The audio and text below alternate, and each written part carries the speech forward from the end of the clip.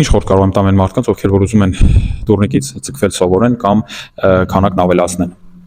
Ամենակարևոր խորհուրդս հիշեք, շաբաթվա մեջ պետք է անեք մի քանի պարապմունք։ Մեխանիզմները ես ցույց կտամ, թե ինչ մեխանիզմները պետք է օգտագործել, օրինակի համար ռեզինով աշխատել, որպեսզի մեր քաշը նվազեցնենք կամ նեգատիվ ֆազայում աշխատենք, որպեսզի հենց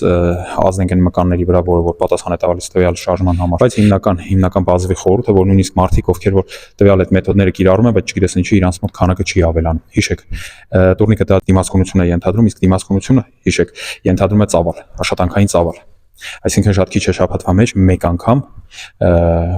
նու պարապմունքի ժամանակ պարապմունքի տեսքով անել մի 3 մոտեցում։ Մեզ պետք է ծավալը շատացնել, այսինքն շաբաթվա մեջ 2-3 անգամ, ու հիշեք, այստեղ ամենակարևոր նյուանսը, ամեն մոտեցումը, եթե դուք կարողանում եք անել օրինակ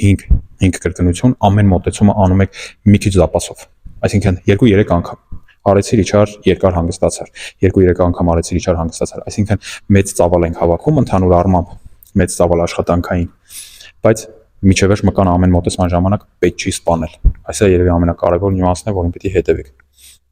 Առայժմ այսքանը։